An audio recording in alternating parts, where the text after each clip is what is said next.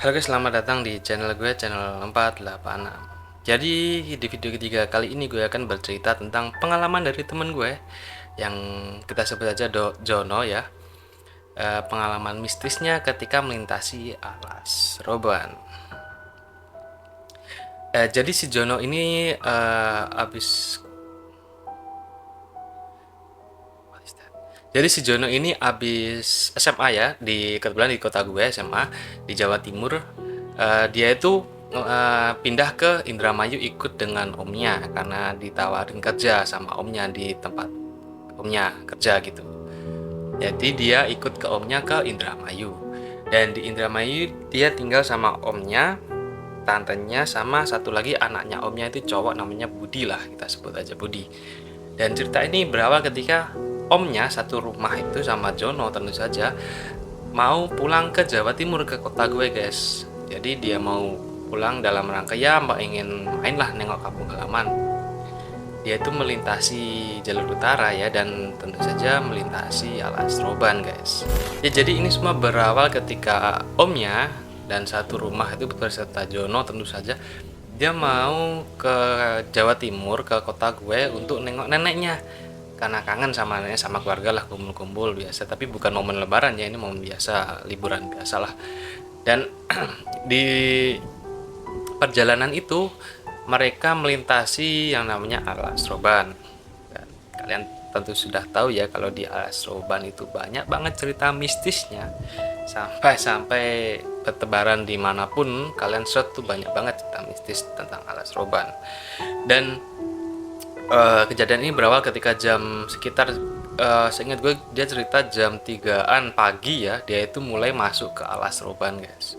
Jam 3-an, jam 3 pagi dia masuk ke Alas Roban. Dalam perjalanannya tuh pada awal-awal tuh udah kita nggak tahu ya. Dia tuh cerita pas waktu awal masuk ke Alas Roban baru sekitar 1 kiloan paling, dia itu udah ditunjukin ya. Tapi dia jadi nggak tahu itu manusia apa bukan. Sama sesosok kakek-kakek guys. Tapi bajunya biasa kakek-kakek ya. Jenggotnya panjang, bajunya biasa sih, baju ya orang pada umumnya lengan panjang. Bukan baju-baju jadul, bukan baju ya biasa lah, lengan panjang kayak baju partai gitu. Terus dia pakai topi petani gitu, apa namanya, yang bulat itu, terus bawa tongkat kayu. Di belakangnya itu dia kayak manggul kayu-kayu, ranting-ranting kayu bakar lah, kelihatannya mau dipakai kayu bakar. Tapi anehnya di sini yang itu cuma si Jono guys. Jadi gini ceritanya, kan si Jono itu kan naik mobil ya, itu berempat sama sama tantenya, sama omnya, sama sepupunya, naik mobil berempat. Yang nyupir tuh omnya. Jadi si Jono itu di sebelah kirinya omnya, di depan kiri. Si Budi di belakangnya Jono, dan tantenya di kanan belakangnya omnya Jono. Pada saat melintas kan otomatis si Jono paling ngeh ya, karena kakeknya itu melintas di sebelah kiri jalan, otomatis si Jono yang paling ngeh. Dan pada saat Jono tuh tanya ke omnya, kok jam segini ada yang ada yang lewat hutan kayak gini, apa nggak serem kan gitu. Dia tuh tanya ke omnya seperti itu. Dan reaksi omnya gimana? Omnya tuh nggak lihat guys, jadi omnya itu nggak lihat sama sekali kakek-kakek itu. Padahal kan nyupir ya, dan di jam segituan sepi banget gitu, mobil itu nggak ada yang papasan sama sekali sama mobilnya rombongannya Jono. Tantenya juga nggak lihat, dan si Budi sibuk main HP juga dia nggak lihat. Ya udahlah, paling karena omnya fokus ke jalan, jadi dia nggak lihat kakeknya, ya Jono anggap wajar lah. Lanjut beberapa kilometer dari kejadian si kakek tadi, kebetulan Jono sama ini, kali ini omnya lihat juga ya. Kebetulan Jono sama omnya tuh lihat kayak, kan ada kan pohon kiri kanan, kan pohonnya di Alas Roban tuh ya, namanya juga alas, namanya hutan kan, kiri kanan tuh kan pohon ya. Tuh kayak ada, mereka tuh lihat pohon itu, pohonnya tuh kayak aneh gitu guys, kayak paling gede sendiri di antara pohon-pohon yang lain. Itu pohonnya tuh di kiri kanan, di sebelah kanan ada satu kan, kiri juga ada satu ya. Itu pohonnya tuh kayak gini kan, kayak ke jalan gitu loh, kayak gini gitu loh, ke jalan. Nah itu kayak bentuk ranting-rantingnya tuh aneh nih, kayak tangan guys, menurut dari Jono ya. Omnya juga kebetulan concern dan lihat, ya sama persepsi mereka juga kayak tangan, tapi aneh aja gitu, kenapa kok pohon bentuknya kayak tangan, bener-bener kayak tangan kayak gini guys. Nah, ratingnya tuh kayak gini, dua gini, kiri kanan, kayak aneh aja gitu. Cuma nggak, selain pohon nggak dilihatin apa-apa sih. Setelah beberapa waktu dari yang pohon kayak gini tadi, si Budi ini nyelutuk guys, waduh lapar nih, ada warung nggak ya gitu. Nah ini nih, ada warung nggak nih. Terus ya nanti aja papa lihat kalau ada warung kita mampir ya gitu. Omnya itu gitu nyaut gitu, omnya Jono tuh nyaut gitu, papanya Budi. Ya mereka juga kebetulan udah harapan di Indramayu kan ya, udah lapar lagi gitu. Berangkatnya malam soalnya. Jam berapa ya berangkatnya? Lupa gue. Ceritanya masuk itu jam 3 pagi. Dan kebetulan ya namanya sial itu nggak bisa diatur ya guys ya. Ada sebuah warung kayak bukan warung tenda sih, kayak warung dari itu bambu-bambu gitu guys, bambu-bambu gitu kecil, ada lampunya nyala dan mereka parkir di sebelah warung itu dan mau makan, karena dilihat nyala masih ada satu motor parkir di depan warung, ada satu motor parkir di depan warung, dan ada pengunjungnya juga warungnya itu. Jadi mereka ya sekalian lah ngopi-ngopi dulu, makan ngasuh sama yang motor tadi bercengkrama gitu. Mereka masuklah ke warung. Ukuran warungnya berapa ya, 8 kali 11 kayaknya ya, lumayan gede sih, enggak bukan gede ya, lumayan lah, tapi dari bambu-bambu gitu guys, dari bambu-bambu, bukan yang ada temboknya itu, enggak, jadi bambu gitu aja. Terus apa namanya, setelah masuk ya bener ada pengunjung, ada bapak-bapak satu sama istrinya. Terus omnya Jono tuh apa namanya,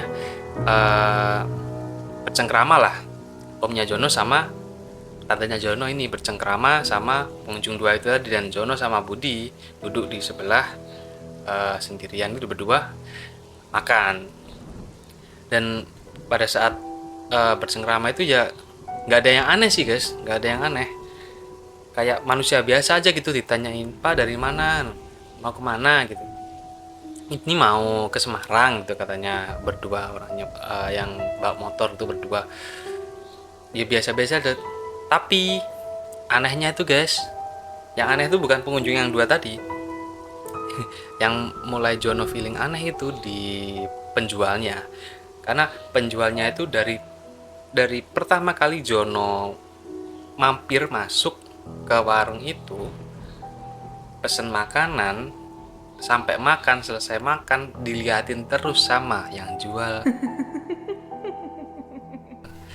Dan yang jual tuh masih muda, masih umur 27, 28-an katanya sih.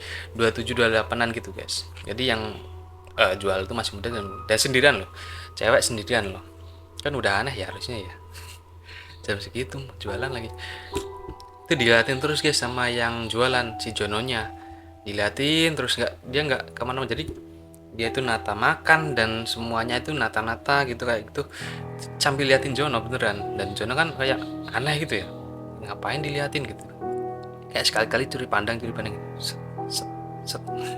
Kayak sekali-kali gitu si Jononya. Terus sudah kan makan, terus kayak habis makan kan bayar di itunya tuh, katanya yang siapa namanya, katanya yang punya warung, yang cewek tadi, mbaknya tadi yang punya warung, nggak usah mas, nggak usah bayar gitu, udah ada yang bayar.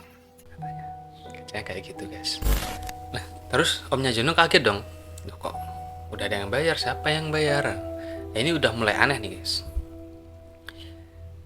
Udah mulai anehnya gimana, kan omnya Jono bilang, tanya ke yang mbaknya tuh, Mbak yang bayar siapa, kan gitu. Terus mbaknya itu nunjuk ke dua orang tadi, ke tempat duduknya dua orang tadi. Pas omnya Jono ini nengok, kan itu kan bareng kan ya, omnya Jono, tantenya Jono, sama Jono sama Budi di belakangnya gitu. Pas mereka nengok,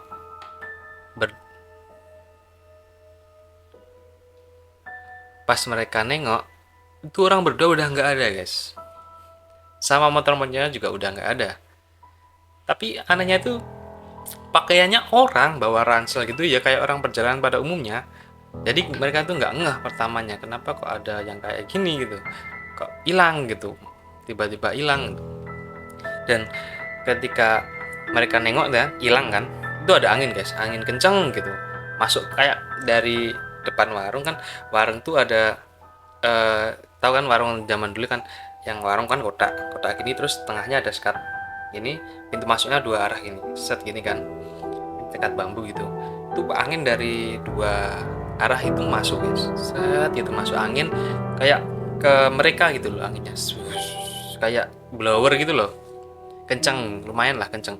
Habis angin masuk, mereka kan kaget ya, kok ada angin gitu kan, maksudnya kan ini kan jalan ya, kan nggak logis itu kan, jalan terus warungnya ke sini ngadep ke jalan, dan di sini itu apa namanya, hutan ya, itu anginnya masuk dari mana kan nggak mungkin, sedangkan mereka tuh warungnya ngadep ke hutan gitu guys. Pas anginnya masuk itu kan ya kan bawa daun-daunan dari hutan kan. Nah, banyak tuh daun-daunnya, daun-daun kering itu banyak banget tuh masuk ke warung. Terus mereka otomatis kayak gini kan, ngelindungin mata dari debu kan. Kayak gini, set Jono sama Budi juga kayak gitu. Nah, pas mereka Jono gini, itu cepet banget katanya Jono guys. Pas Jono gini, sambil merem kan, pas dia buka mata, blank. Dia udah nggak di dalam warung. Dia udah, katanya itu dia di eh dia tuh kayak di tengah, di dalam hutan. Dia tuh ingat banget dia tuh di dalam hutan, jadi kayak ada di pinggirnya itu ada pohon yang melingkar gitu, pohon rapat-rapat banget. Dia tuh di tengah kayak di kayak lapang, bukan lapangan sih, agak kecil gitu ya bentuknya, pokoknya lahan kosong. Terus sebelahnya itu ada pohon-pohon rapet banget katanya. Dia itu sendiri guys, dia nggak tahu yang Budi kemana, omnya kemana, tantenya kemana, dia nggak tahu. Jadi keadaan dia pure dia sendiri di situ. Aneh aja, cepet banget kejadiannya. Dia tuh masih berdiri guys, dia tuh keadaannya habis set berdiri langsung teleport, nggak tahu lah diapain tuh, langsung ke situ. Otomatis panik dong dia, si teman gue ini Jono panik. Dia panik, dia kayak lihat sekitar, celengak-celinguk sekitar, kok aneh gitu kan ya. Itu pengalaman pertama dia kena kejadian kayak gitu guys. Kejadian mistis itu pertama kali dia kena, baru benar-benar baru pertama kali. Dan pada saat kejadian itu dia celingak-celinguk kanan kiri, dia tuh lihat di kan pohon ya, pohon melingkari dia gini, pohon banyak. Di sela-sela pohonnya tuh dia lihat pocong guys, banyak banget, hampir di setiap sela-sela itu ada pocongnya, satu tuh cerita kayak gitu. Dan ada lagi di itu kan dia nggak ada depan ya, dia muter gitu kan, lihat wah pocongnya banyak banget. Dan pocongnya itu untungnya nggak ngeliatin dia, jadi ada pocong ya random aja gitu ngeliatnya ke dalam hutan kan, pokoknya ada putih gitu banyak. Terus ada lagi satu, ada pas dia tengok ke belakang set gitu kan, itu ada, katanya itu ada sosok ya kan, itu apa namanya, itu kan gelap banget ya, cuma kelihatan cahaya dari bulan sama bintang-bintang itu aja di atas. Tuh lihat dia kayak bayangan tuh gede banget, gedenya itu kayak nyampe di atasnya pohon gitu guys, jadi gede banget tuh. Ini kalau sosok yang ini lihat Jono ya, bener-bener lihat Jono, gede banget, matanya tuh merah katanya. Terus beberapa satu dia melototin Jono gitu, kayak lihat ke Jono gitu kan. Jono tuh juga mematung, bener-bener mematung, nggak bisa gerak, nggak bisa teriak, nggak bisa apapun. Dia tuh mematung, nggak bisa ngapa-ngapain. Terus si sosok ini beberapa saat setelah ngeliat Jono ya, giginya tuh menyering ya guys, jadi kayak diem kan nggak kelihatan kan, dia sosoknya hitam banget, nggak kelihatan, cuma kelihatan matanya merah. Abis itu dia tuh kayak giginya gini, katanya Jono ya waktu cerita, kayak gitu. Jadi kelihatan taring-taringnya gitu, putih, kelihatan samar-samar hitam ya, kelihatan lah katanya Jono tuh agak putih-putih gitu.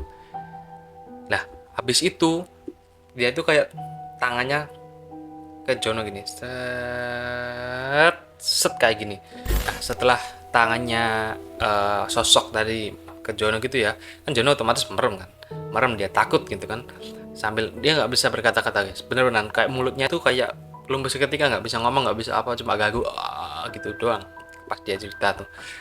Nah pas tangannya gitu set, itu cepat banget, dia tuh langsung pindah ke depan pohon gede banget. Tuh di depan pohon tuh gede banget pohonnya, kalau dia cerita ya gitu gede banget, kayak akar-akarnya tuh kayak ada yang nyampe keluar di atas, kayak apa, ke atas tanah gitu, gede banget. Jadi tuh pohonnya cuma satu gitu, satu, terus belakangnya tuh ada pohon-pohon ya biasa, pohon biasa, tapi itu pohonnya gede banget katanya. Gue jadi haus nih. Nah lanjut aja, kemana tadi? Oh ya, Jono tuh di depan pohon gitu ya, pohon gede banget tadi. Terus yang sosok tadi tuh kayak meluk pohonnya gini, set, pohon ya, ini pohon, set, dipeluk gini, set, terus dia nengok gini. Nah kayak gitu sambil melototin si Jono. Dan di situ Jono udah gimana ya, mulutnya udah bisa ngomong ya. Terus dia itu sempat nyeletuk, tanya gitu, siapa kamu gitu kan, ke sosok tersebut. Gue gak tahu dia muncul keberanian tanya kayak gitu dari mana ya teman. Si sosok itu ditanya kayak gitu tuh malah ketawa guys, ketawanya tuh kayak kayak gitulah. Pokoknya nadanya Jono kalau cerita kayak gitu. Apa sih, suara angin anjir. Pokoknya kayak gitu ya Jono tuh kalau cerita kayak gitu. Terus apa namanya, dia tuh cuma ketawa gitu terus melengking gitu, suaranya ketawanya melengking semakin kenceng, semakin kenceng, semakin kenceng gitu guys. Terus si Jono kan takut ya, panik dia, cuma baca ya istighfar istighfar istighfar istighfar terus sama baca ayat kursi. Dia itu lama-lama dia dengar ya, di kirinya, di kanannya itu ada suara omnya manggil John John John John gitu. Terus di sebelah kirinya itu ada suara tantenya manggil Jono John John, bangun John gitu. Nah dia tuh, wah ada suara yang manggil nih tantenya sama omnya nih, di mana nih gitu kan, kok suara bangun. Terus dia baca istighfar terus, baca ayat kursi terus, baca terus. Dan ketika itu dia baca gelap, cepet banget katanya, gelap set, nggak sadarkan diri. Terus waktu itu setelah beberapa lama dia bangun di kiri kanannya udah ada omnya, udah ada tantenya. Terus di samping kakinya itu ada si Budi megangin kaki. Terus ada dua pengendara itu yang di warung sebelumnya itu ada dua orang itu apa, megang minum gitu air putih, sama yang satu lagi di belakangnya itu yang cewek, yang cowok megang air putih, dikasihkan, dek ini dek kamu ini minum dulu. Kaget ya Jono ya, lah perasaan tadi di warung kok ini. Jadi dia tuh sadar di depan pohon gede tadi. Terus ternyata dari point of view dari tante sama siapa namanya, omnya, ternyata Jono itu waktu di warung abis makan dia tuh izin pipis guys. Iya, dia itu izin pipis. Dari point of view tante ke sama omnya ya, Jono ini izin pipis, dia pipis di sebelah pohon gede itu guys. Nah abis dia pipis kan, itu udah abis itu enggak selang beberapa lama, kata om sama tantenya, dia itu teriak-teriak sendiri kayak orang gila gitu si Jononya. Disamperin lah, ditenangin, dipegangin tuh. Kalau apa, si Jono tuh kayak ngereok gitu guys, kayak wah teriak-teriak itu.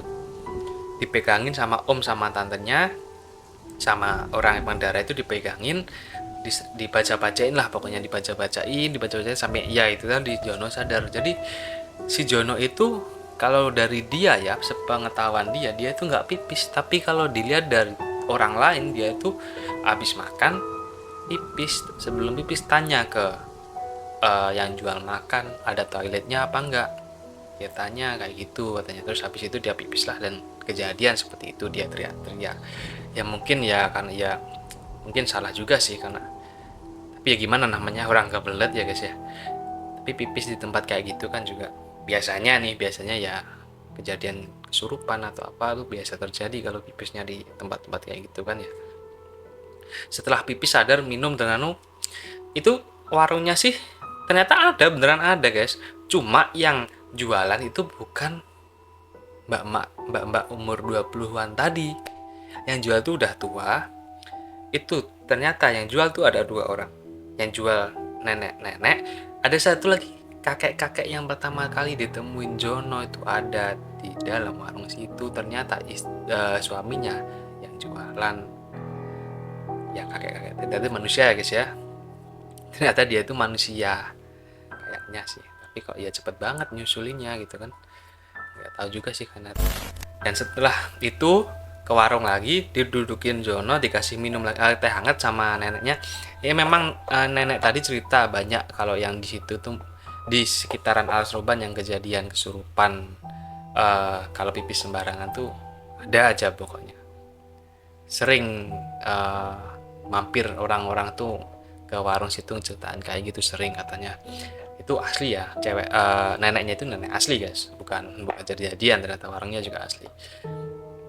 Setelah Jono sadar, terus mereka lanjutin lah perjalanan pulang ke kampung halaman, terus pamitan sama yang pemotor tadi juga barengan gitu, jadi mobil sama motor tuh barengan gitu, jadinya kan lewat Semarang juga kan. Jadi barengan, ada yang nemenin gitu guys, jadi agak rame lah, teman 2 orang lumayan kan. Terus mereka terus pisah di Semarang, terus Jono langsung lanjut ke Jawa Timur, ke ke kota gue ya, sama nenek, ke rumah neneknya. Dan ya itulah pengalaman dari teman gue ya, kejadian di Alas Roban. Jadi agak plot twist juga sebenarnya ceritanya, yang dikiranya yang jualan tadi mbak-mbak lah, ternyata bukan, ternyata dia di sesat-sesatin, nggak tau lah point of view-nya dia nggak kencing, tapi ternyata dari omnya dia kencing. Kita nggak tahu ya, ini cuma cerita dari teman gue, dia ngarang apa nggak juga gue nggak tahu ya. Dan ya segitu dulu guys cerita dari teman gue yang gue ceritain kepada kalian tentang pengalamannya di Alas Roban guys ya.